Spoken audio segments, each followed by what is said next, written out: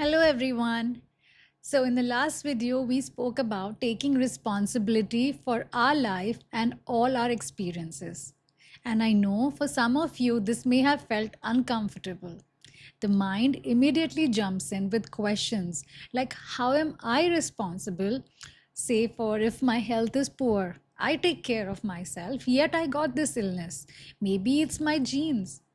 Maybe the blame goes to other things like the quality of the food, the water, the air quality, the weather, the stress of a crowded city. Now, this is what most people do in most challenges of life.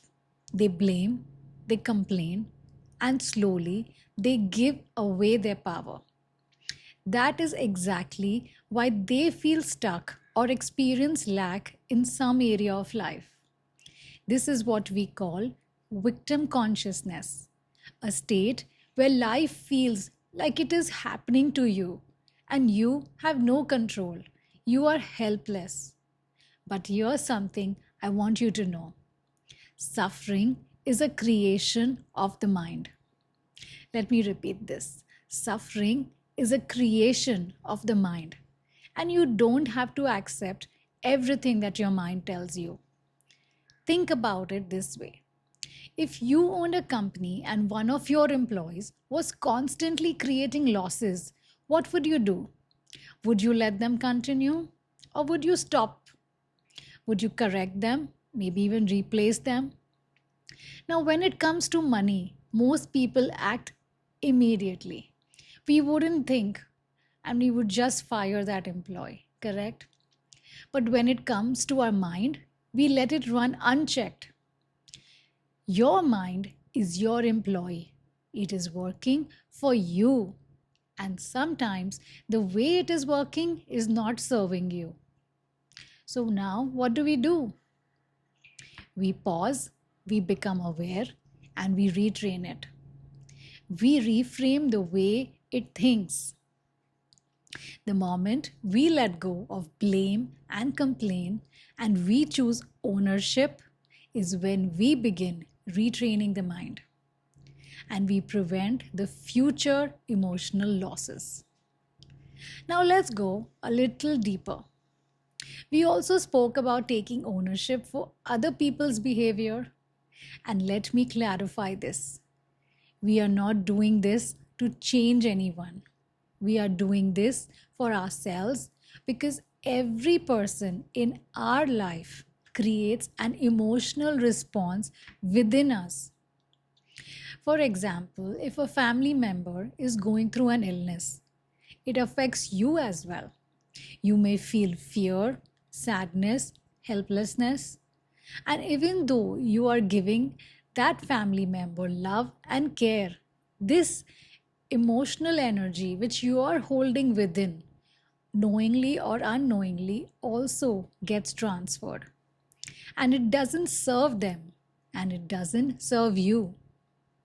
Now, this is where Ho'oponopono cleaning comes. We use Ho'oponopono to clean the emotional charge between you and the other person. The result, you stop reacting from your emotional charge of fear and anxiety.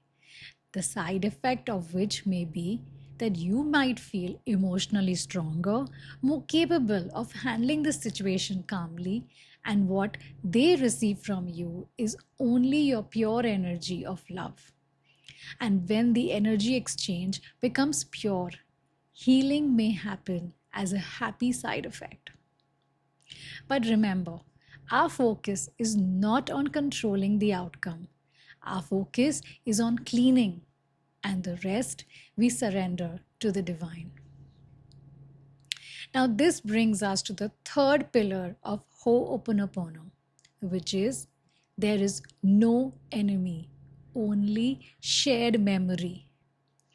I'll repeat, there is no enemy, only shared memory. As Dr. Hewlin said, the problem is not the person, the problem is the memory. So, your boss is not the problem, your mother-in-law is not the problem, be it any conflict in any relationship, that person is not the problem. It only means that both of you are playing out a shared memory from the subconscious. There's no other villain, there is only data.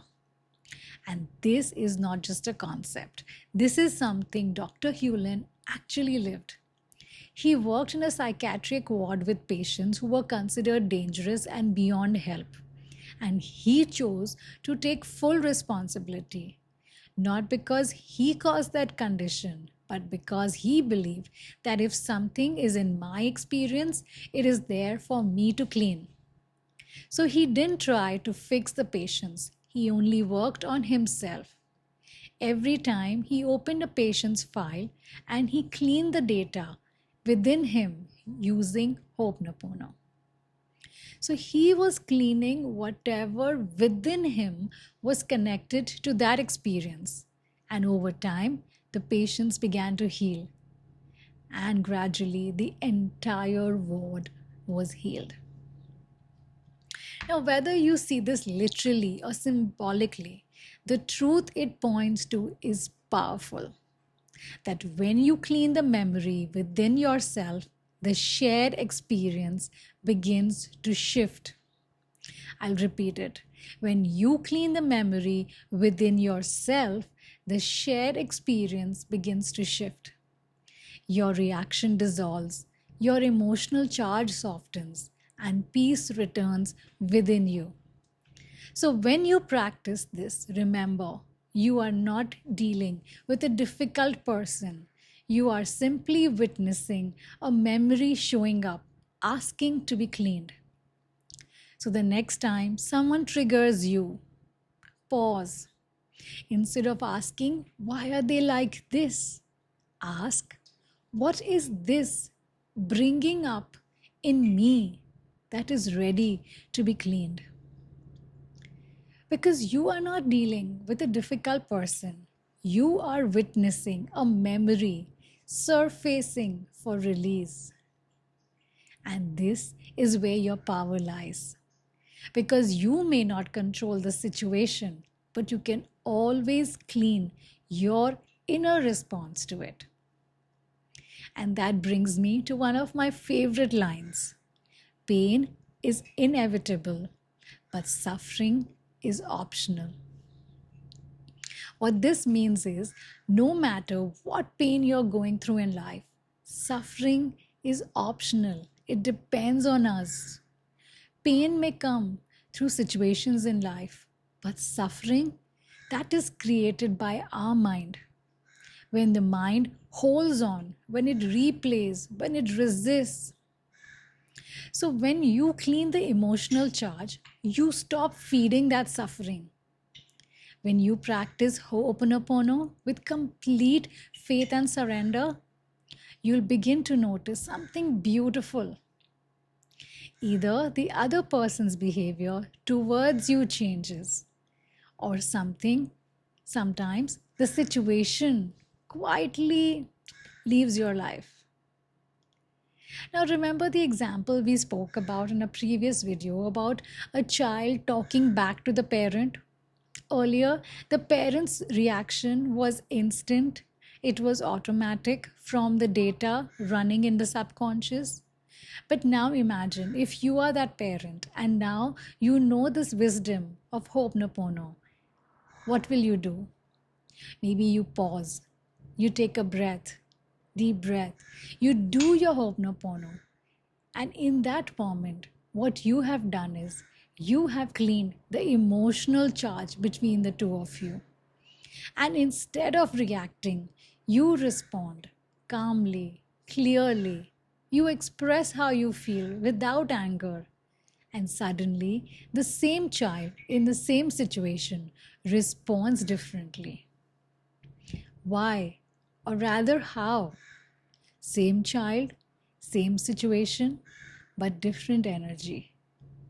And that is a shift from victim consciousness to creator consciousness. And it all begins with taking ownership and cleaning the shared data.